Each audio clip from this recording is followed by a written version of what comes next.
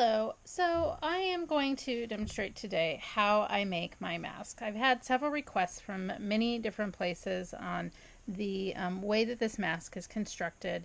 They like that it has a nose piece here, that I add a little wire. I also have a slit here in case you want to add a filter, you can.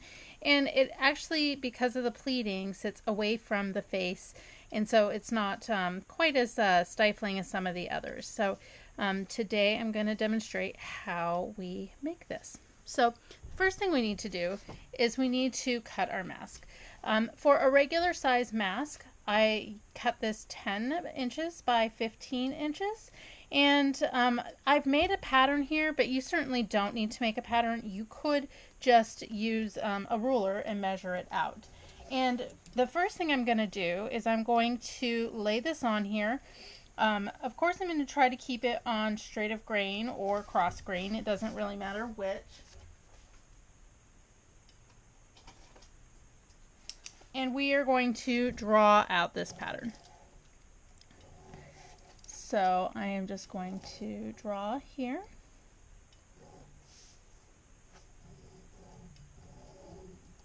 Now I am using a friction pen. This ink will disappear once heat is applied. So that is why I don't normally use a pen for doing this kind of thing. But it will show up nicely for our purposes today.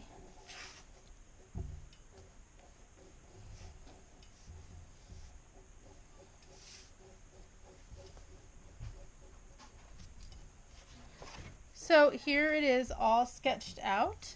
We are now going to cut this out. And then I'm going to need to serge it. So I have two ends that will need to be serged. I will only be serging the short ends of this fabric. You can do other methods of seam finish. It's sort of up to what you have available and you're most comfortable with. So other options I always recommend to my students is that we could use serging, which requires a different machine. You can overlock it if you have a stitch on your regular sewing machine that overlocks, or you can pink it or turn and stitch.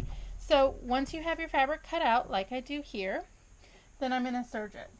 I do have a serger, so that's my usual go-to. You can see here that it is serged, but if you did not have access to a serger, you could overlock it. The other thing you could do is pink it. So you can see here that I've run a row of stitching and then I've pinked the edge. I've run the stitching here and then just using my pinking shears, I am going to pink this edge.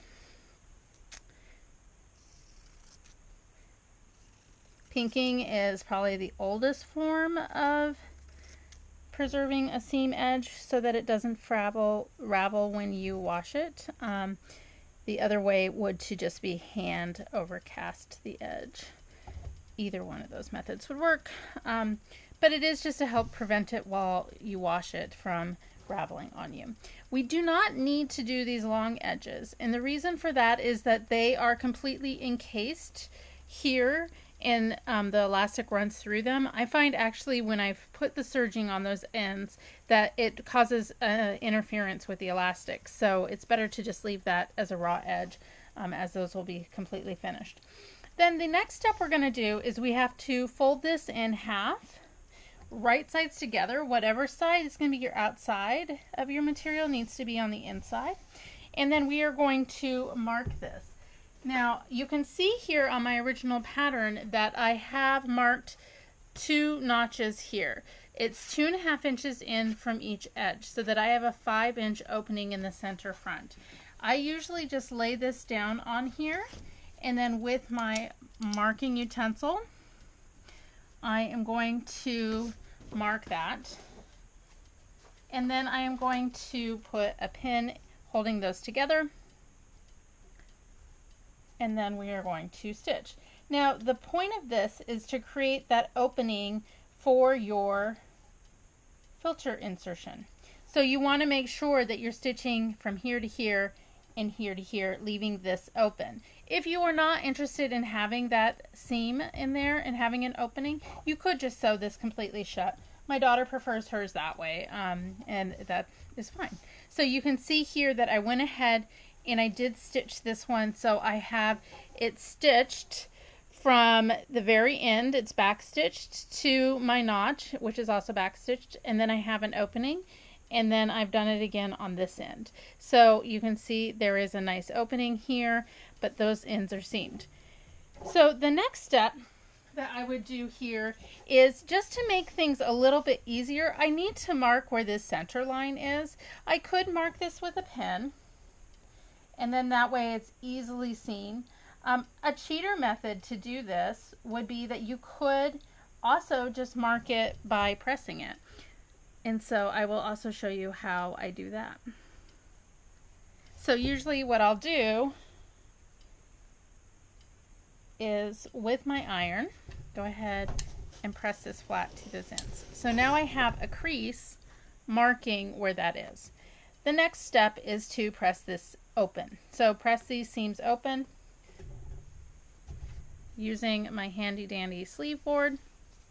I am going to press this open. I want this to lay as flat as possible, so I'm going to open it with my fingers, and then in that section where it's opened, I just want to try to keep that nice and flat. But you can see here that that's where my opening is. So now that I've done that, my next step is to make sure that this seam that I've just stitched is laying in the middle of the fabric. That is how this ends up being in the middle, and so it's important that we line that up. So you can see I have my pins there, so I could just line my seam directly on there, or I could also use that crease line that I pressed in there earlier to help mark it. It does not need to be perfect, it just needs to be close to in the center. Once I have that, then I'm also going to press this nice and flat. And I like to fold it over and make sure that my crease is now pressed out as well.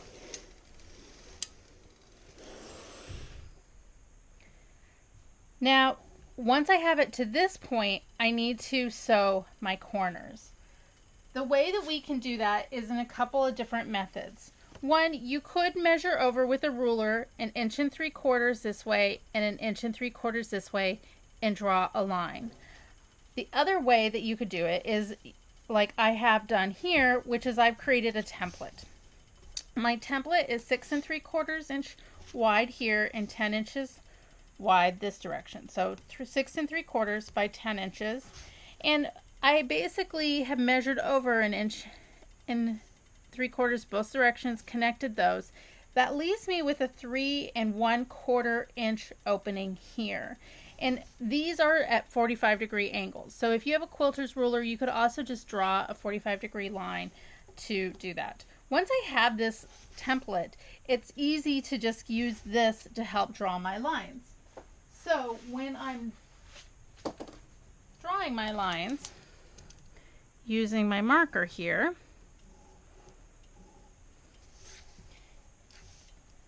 and I want to make sure that this is laying centered. Sometimes it's not exactly the perfect measurement of the template. It doesn't need to be. It just needs to be close. So I just usually center it on my fabric.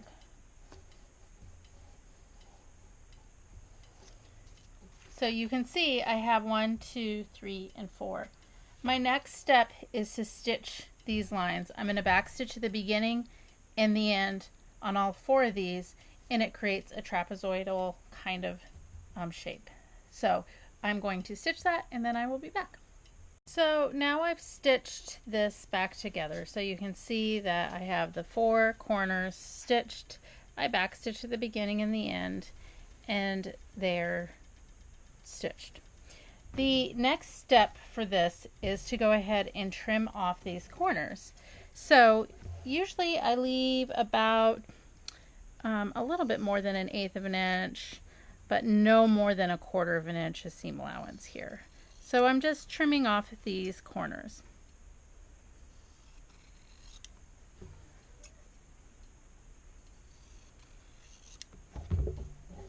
set those aside. And then once I have that, I'm going to turn this. So now my right side of the fabric is on the exterior. And we are going to press that. Now you can use either a point turner, or I just have a small stick here that has a pointed end, and I do use that to help get a nice crisp edge there so that I can press this, and then I press all four corners in that manner. I also tend to turn it over and make sure that it's laying nice and crisp. And so you can see here that I've already pressed this one nice and flat.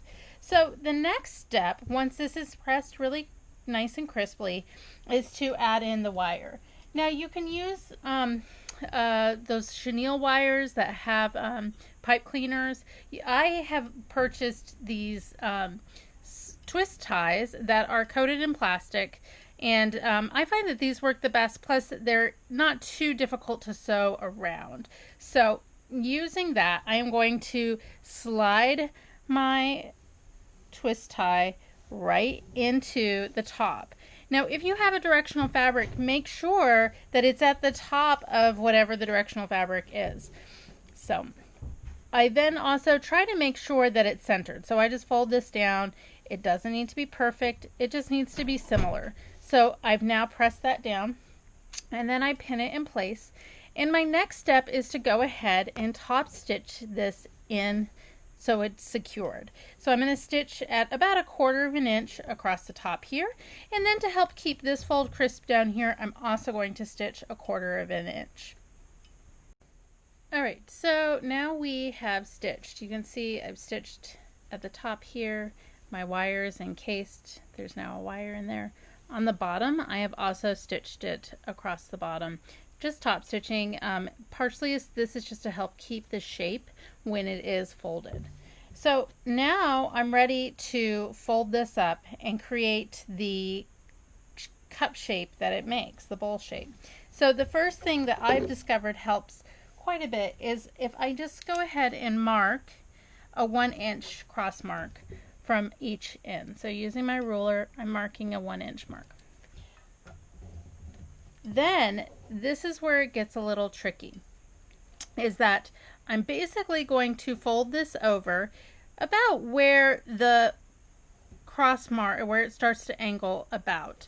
So I'm folding this over in half, and then I'm going to fold it so that this is creating a parallel line to the edge here. So it needs to be parallel. This is what helps create that cupping shape that it does. So again, holding this up closer, I am going to fold this over in half, and usually the top here is about at that angle, and then I'm going to fold this over so that this line here is parallel to this line here.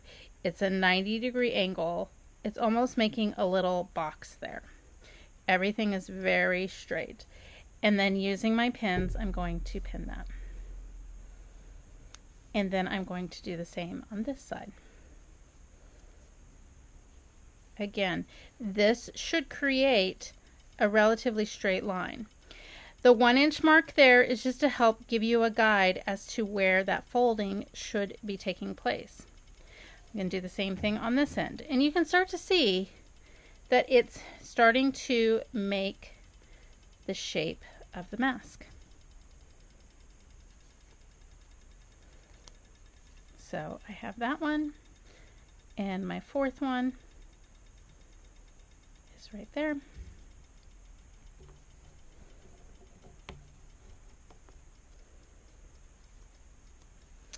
And then just to help with the next part, I'm going to press this. But you can see already it's making a cup shape or a bowl shape out of the mask. And that's what makes this mask so great. So I'm just pressing this nice and flat.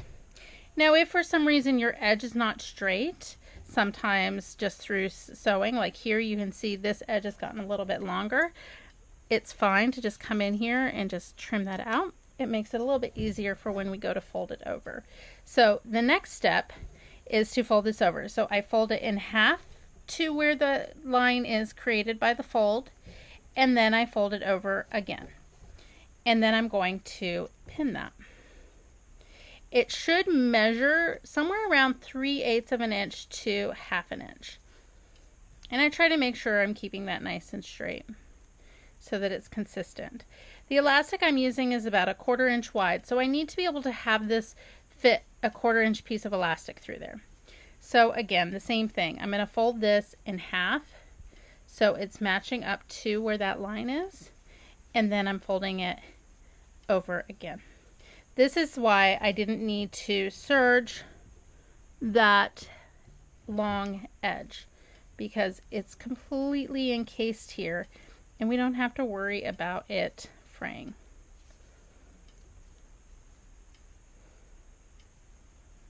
So I'm going to do it again on this other one just so you can see this step with the other mask, because I find that it is the trickiest part of this entire mask and the hardest part for me to put in writing. So I fold it over and I fold it back.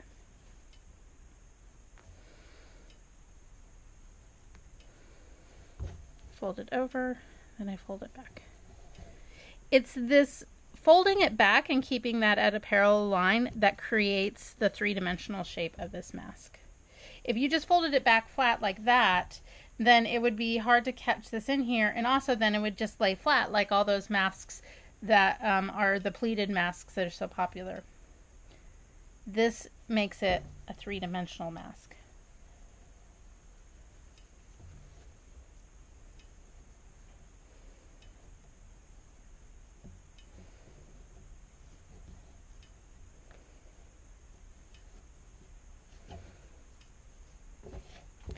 Then I press the ends and I fold this over, fold it over again,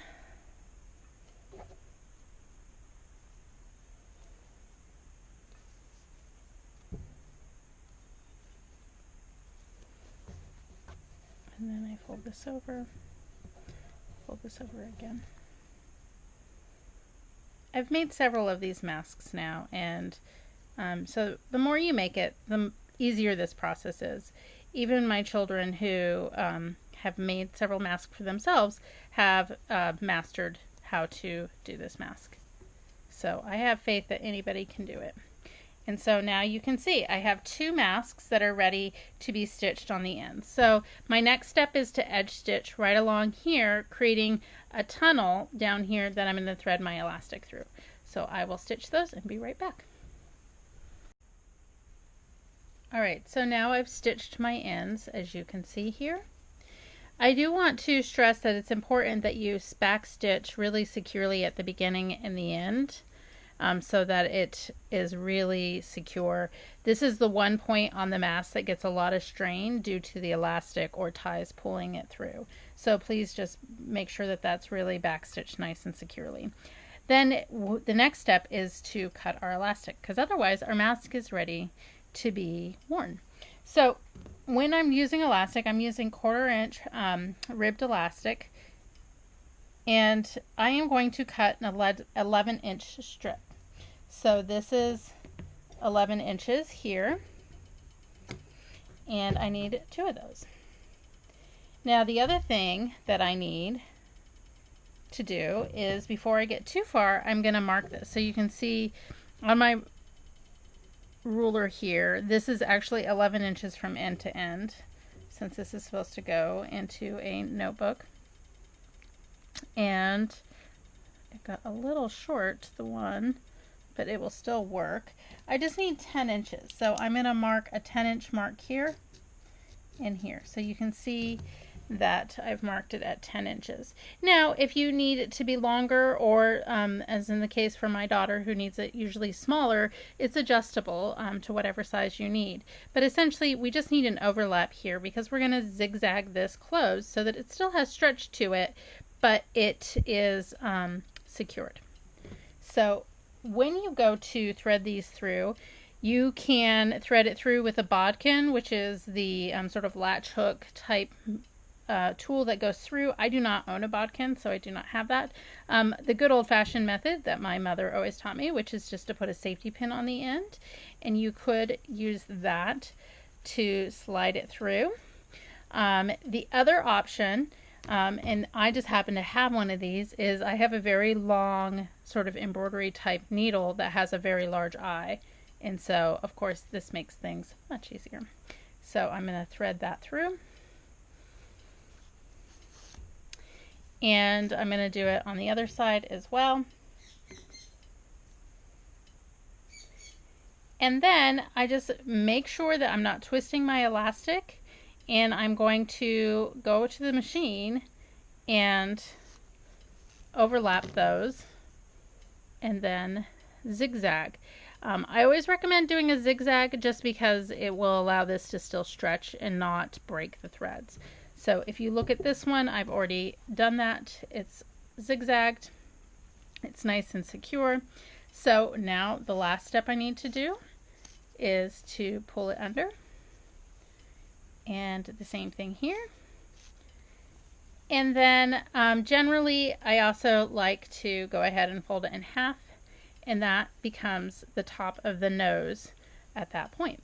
So there is our beautiful mask. I hope that these directions were clear and that you can make yourself this very nice pre-shaped type mask that sits comfortably on the face. Happy sewing!